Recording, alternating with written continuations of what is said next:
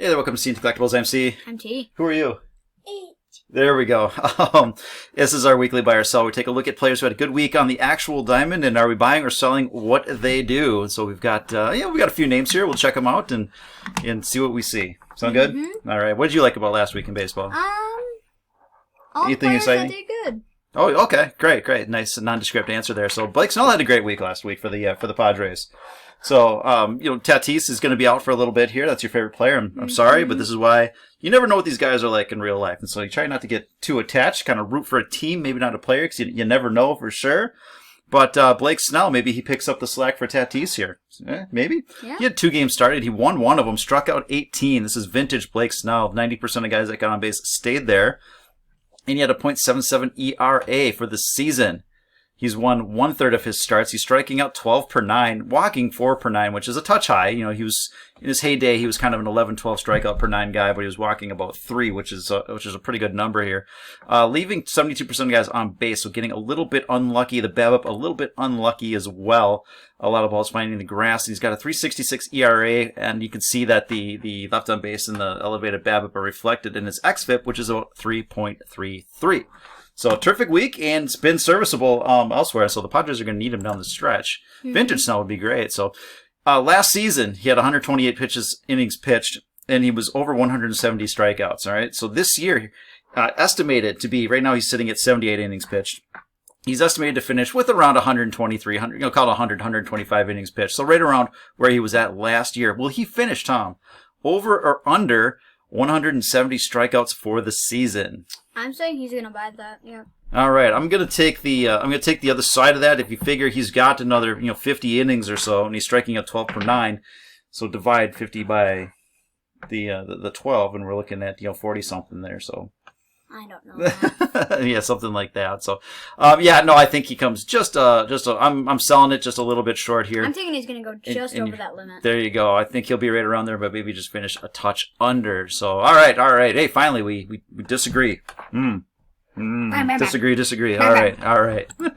Next up, we'll get into some hitters here. Max Muncie had himself a week. The season has not been good, but last week that was terrific, right? Is he turning things around here? So he added like half his WAR. He did, yeah. So 438 average with 3 home runs, 1,600 OPS, and 339 weighted runs created. And like you said, roughly half his wins above replacement took place last week. And that average for the season is just awful. It's not good. 188 average for the most part. Now, it's kind of interesting. He's striking out and walking at a similar clip to what he's always done. He is not he's not hitting the ball. His isolated power is not where it has been in those years where he's hitting 30 plus home runs or anything like that. So he's got the 700 OPS, weighted runs created of about 103, 1.3 WAR. Not a terrific season here. So he's got the lowest ground ball percent, and he's traded those ground balls for infield fly balls. Right? Go back the last 5 years. This is his lowest amount of ground balls, the highest amount of infield fly balls. Is that a good combination? Do you want to trade those grounders where you force the fielder to throw, make a play, throw, and make another play, or should you just pop it up to him? I'd say ground ball. Yeah. You want to force players to make. You want to force hitters to make a couple plays on the ball, and so he's not doing that. He's just popping up to him for the most part. Yeah, if it's a ground ball, though, they have a chance of getting an error. With a fly ball, if you're in the major leagues, they're gonna catch that. That's exactly the point with grounders. You can put it through the infield. They're harder hit, and there's a lot more things can go wrong than a pop up to the infield. And 10% of his at bats right now, he's popping up to the infield, which is not good. You want to get down. Historically, he's been around 3% or something like that. So he's missing a decent chunk there, which could put him up above a 200 average. He's able to fix that. So we agree that that's a bad combination. Also a bad combination. Yes, bad combination. Yeah. Yeah, that's disgusting. Let's not look at that one too much. Yeah, some things don't really go together. So, trading ground balls for infield flies, that doesn't go together either. Since when do you see this person pop up? That's why we do this. We try and pick out a few guys that had some good weeks that maybe we wouldn't talk about otherwise. So, Vinnie Pasquatino, last week 455 average, 4 home runs and a 1,500 OPS, good for .7 WAR for the season. 260. What was he doing before? If he only got, if he raised his, he had a 455 week, and And now he's hitting 260. It's like, man, he was doing nothing before he there. had basically his whole season just by last week. Just about 7 home runs on the season, Had his 781 whole WAR. OPS. So last week, there's a career week for Mr. Vinnie If he Pasquatino. had 3 home runs and still had that Right. decent 260 average. He might have just hit 3 homers, and that's about And it. how did he get not even like a point of a WAR? Yeah, exactly. So everything else must have been not great, but he had a terrific week. Congratulations to Mr. Vinnie Pasquatino. Now, is this really just Dan Pasqua in disguise? Does he just want to come back and play? And so this is a way to do it. Change his name, maybe put on a little disguise or something like that. There's Dan Pasqua. Terrific player back in the day. Yeah, it's definitely him. Yeah. So yes, I think I agree. So he just put on a mustache. They You just look put on a exactly mustache. the You put same. on a silly disguise, and I think that really Dan Pasqua or Vinnie Pasquatino is really Dan Pasqua. He's back. Yeah, they look exactly the same. Yep, I'm going for it. All right, CNT favorite Alex Bregman last week, 474 average. 3 home runs, 1,600 OPS with 339 weighted runs created, tacking on .8 WAR to what's been a decent season. Not a vintage Bregman season of 17 or 18, but pretty good season. He's above elite level-ish bat, so 258 average for the season. He's striking out 12% of the time, but he's walking 13% of the time. And so this is what the good hitters do. Can you walk more than you strike out? The really, really good. I mean, that's elite level stuff. You don't see a lot of that. That's Juan Soto, and there's a couple guys that are like slap hitters, and that's about it here. So he's got 814 OPS, 137 weighted runs created on the season, 3.5 wins. He can finish around a 4-win player. That's all-star level stuff here. So he's not what he was a few years ago, MVP, but he's figuring things out here. So the question we have for Mr. Breggy, will he walk more than he strikes out? And so again, go back to 2017, 2018 when he was MVP candidate those 2 years. He walked more than he struck out, and so, but he combined it with 35, 40 home runs. So that kind of does make sense because it increases your on base percentage, Yes. which gives you, Yeah, absolutely. Yeah, you're not giving out the free outs or anything like that, and so you're getting on base a little bit more. So that's the mark of an elite hitter, and that's what he was, and it looks like that's what he kind of is again, but without the 40 home runs. So maybe that'll come back next year or down the stretch or something like that. So will he walk more than he strikes out?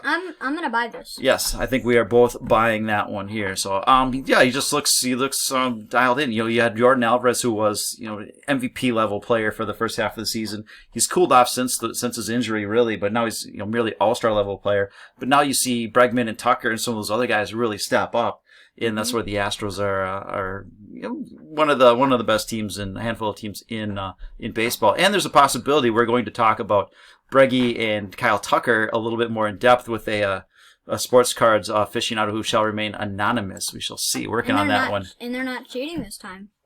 Well, we don't know that. They might be. They might be. There has been some stuff about like lights being flashed in my field, and whistling. I don't think they're dumb enough to do that at this and point. whistling from in the dugout. I think, man, I just got to believe they learned their lesson, right? Hopefully. We shall see. Another guy that added his whole season. Joey Meneses coming up on a tear. He's been up for 10 games, and so the last 6 or 7 at least, 550 average with 4 home runs, 1,700 OPS for .8 wins. That's a 373 weighted runs created, which isn't crazy for the season. Again, over 10 games, he's hitting 400 with a 1,200 OPS, 5 home runs, and 249 weighted runs created, .8. So if he's able to do this for the entire season, then he's an MVP, one of the best players of all time. He might have like the best average in the season if he just keeps this up. The average. We're only playing about like 30 games and having the best average. Exactly. Does that still count? Because you have to play like. Maybe if they had him up when Soto was still around or something, maybe he wouldn't have been so excited to leave. But there was nothing there for him. So all right, for his last 10, again we saw his stats: 400 average, 5 home runs, 1,200 OPS. This next player, who would you rather have over the last 10 games? 351 average, with 1 home run and a 1,000 OPS. Excuse me. It's probably so we know the top is Joey Meneses. Yep. But I don't know why, but in these blind reveals, the other person is always somebody that's really usually good, but they're just falling apart. That's 351 average is really falling. With 1,000 OPS over the last 10, it's totally falling apart. Oh yeah, but I'm still gonna take player B. You take player B? Okay. Player B is Juan Soto. I told you. There you go. That's the lenticular. There it is. I talked about Zelda and I couldn't find it. All right, Juan Soto. So really, irresponsible. Irresponsible. Yeah. So what we're trying to say here is Washington is obviously way better off with Joey Meneses being in the lineup than Juan Soto. So Yeah. it was addition by subtraction. It was good that they traded Juan Soto. All right, a more relative comparison. How about this guy? Over the last 10 games, 160 average with 0 home runs and 384 OPS, 53 weighted runs I'll created. take player C now. You're really gonna take really? All right. That's Josh Bell. His Joey Meneses is the guy that Joey is Okay, I'll take replaced. player B again. Yeah, this is really between A and C at this point here. But yeah. So Josh Bell, not exactly working out here, and I'm glad this guy got his shot. He's fun to watch. So basically, it's the last 10 games. Joey Meneses, insane. Juan Soto, average player. Yeah, a little And then better than Josh average. Bell. Perhaps that's still elite all-star level or Josh MVP Bell, stuff. that's like pirate level. Not good. So, and he was a former Pirate, so he's going back to his Pirate days. Terrific. So, all right, that's what we got for you. Thanks for watching. Bye. Bye.